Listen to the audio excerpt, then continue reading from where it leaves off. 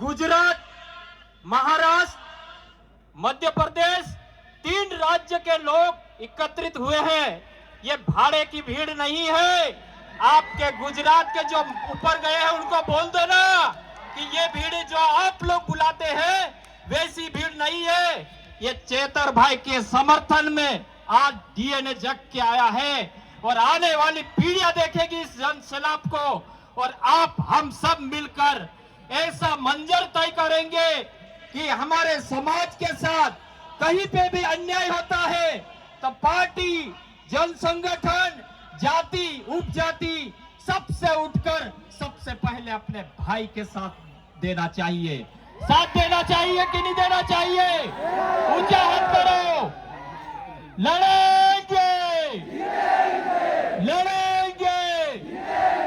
सरकार तुम्हारी जेल में कितनी जगह बाकी है देखना है, देखना है।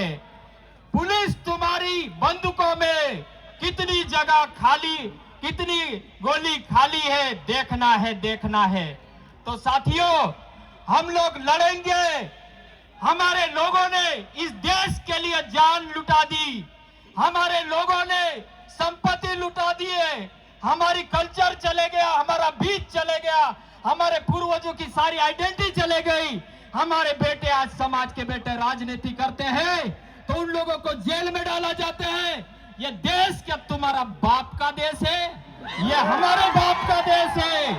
और इस देश के खिलाफ चाहे पुलिस हो, चाहे कोई भी हो, हम हर जगह आवाज बुलंद करेंगे साथियों। और मुझे लगा कि चेतर भाई वसावा जी और उनकी जो पत्नी है, छोटा सा 18-20 महीने का बच्चा गोद में लेके चल रही थी, तो हमारा खून खोल उठा। एमपी में हम लोगों ने कहा कि अगर जेडापाड़ा के भाई बुलाएंगे और अब नहीं बुलाएंगे तब भी उनके समर्थन में हम जाएंगे।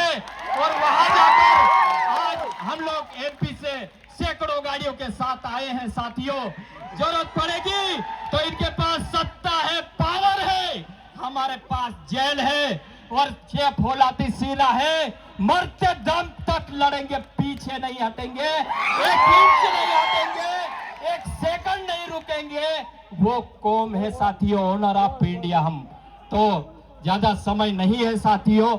और हम लोग इस आयोजनकर्ताओं को मैं तहे दिल से सेवा जोहार करता हूं कि इतना अच्छा कार्यक्रम आयोजित किए हैं। और हम लोग देखेंगे उन लोगों को, और एक होकर काम करना है, एक होकर लड़ना है।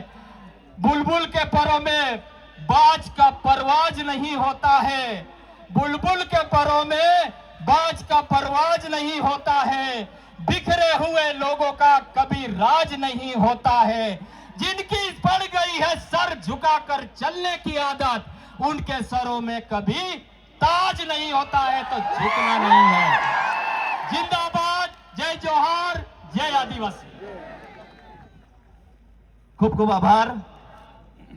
હવે થોડા વક્તાઓ બાકી છે, એમને સાંભળ્યા પછી વર્ષાબેનની આગેવાની હેઠળ આપણે રેલી સ્વરૂપે અહીંથી બિરસા મુંડા ચોક, બિરસા મુંડા ભગવાનજીને ફૂલહાર કર્યા બાદ લીમડા ચોક સાહેબની ઓફિસ અને ત્યાંથી પાછા આપણે રેલી સ્વરૂપે અહીંયા પાછા પધારવાના છે। અહીંયા આવીને પછી આપણે સમાપન જાહેર કરીશું। તમામને વિનંતી કરીશ કે આપણે થોડા વક્તાઓ બાકી છે, એ વક્તાઓનું પોતાનું વક્તવ્ય પૂર્ણ થયા બાદ જાહેરાત કરવામાં આવશે અને ત્યારે આપણે રેલીની અંદર જોઈન્ટ થવાનું થશે। બધાએ જવાનું છે એવી હું નમ્ર વિનંતી કરું છું। હવે પછી સામાજિક આગેવાન દેવેન્દ્રભાઈને હું વિનંતી કરીશ કે તેઓ પોતાનું વક્તવ્ય રજૂ કરે। દેવેન્દ્રભાઈ।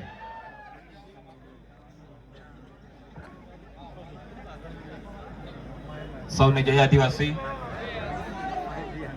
जय आदिवासी। जेल के ताले टूटेंगे, जेल के ताले टूटेंगे। આજના સામાજિક જનસમર્થન સભામાં ઉપસ્થિત મંચ પર અગ્રણીજનો, 4 રાજ્યમાંથી આવેલા દરેક સમાજના શુભચિંતકો, મિત્રો, આપણે સૌ જાણીએ છીએ કે કૃષ્ણ ભગવાન જનઈ માતા જેલમાંથી જન્મીને જ્યારે નીકળ્યા ત્યારે કૌંસ મામાનું રાજ ખતમ થઈ ગયેલું. આ ભાજપ વાળાને એવું ખબર છે કે ચૈતરભાઈ સાથે નાના બાળકને જે જેલમાં મોકલ્યું હતું એ મામા ભાણે થાય છે. જે બંને મામા ભાણે થાય છે. જે દિવસ છઠ્ઠી હતી ને તે દિવસે તારીખ ભરવા ગયેલા. છઠ્ઠી પણ આ ભાજપની સરકારે પૂંજવા નથી દીધી, પરંતુ એમની છઠ્ઠી ચૈતરભાઈ પોતાનો મામો અને ભાણે જેલમાં પૂંજીને આવવાના છે. આ ભાજપના જેટલા પણ ભ્રષ્ટાચારી નેતાઓ છે એમને કહેવા માંગુ છું, તમારા પણ બિસ્તરા પોટલા તૈયાર રાખજો. મામા ભાણે એક થઈ નીકળશે. આજે જે ન્યાય પ્રાણીલિકા છે એ મૌલિક જે કોર્ટ કહેવાય એની સજા છે. બીજી કોર્ટ છે એ આ જે સામાજિક જે સંગઠન છે, આ લોકોની જે જાહેર કોર્ટ છે એનો ચુકાદો ચૈતરભાઈ તરફી છે અને કુદરતનો ચુકાદો ભાજપ વાળાને જે પણ પોલીસ વાળાએ જે ચાર્જશીટમાં જે ખોટા જવાબ લખ્યા છે એના હાથમાં લખવો થઈ જાય એવી આ કુળદેવીને અમે પ્રાર્થના કરીએ છીએ. અમારા આદિવાસી સમાજના કુળદેવીને અમે પ્રાર્થના કરવાના છે અને દારૂની છાપ પણ પાડવાના છે. જે નેતાના જે જેલના ષડયંત્રમાં હાથ હશે એ સારી રીતે સાંભળી લે. અમે આજે ઘરે જઈને દારૂની છાપ પાડવાના છે અને કણી કંસરી માતાનું અમે પૂંજ મૂકવાના છે. અમારા આદિવાસી જે વડલા હતા અમને શીખવાડી ગયેલા છે. અમે એકવાર જંગલમાં રાત્રે 12 વાગે પગ મૂકે ને તારે કણી કંસરી માતાની ખાલી એમ છાક પાડીએ પૂંજ મૂકે ને એટલે વાઘ બી ટળી જતા હતા. તમે તો કયા ખેતરને મૂડીના માલિક છો? તમારે 7 જન્મ સુધી સત્તા નહીં આવવા દઈએ. તમે એકવાર લખી રાખજો, એકવાર મેદાને ચડજો. આદિવાસી હું છે ભાન પાડી દઈશું. આ સભામાં દરેક સમાજના આગેવાનો આવ્યા છે, એમનો ખૂબ ખૂબ આભાર માનીને મારું વક્તવ્ય પૂરું કરું છું. આભાર.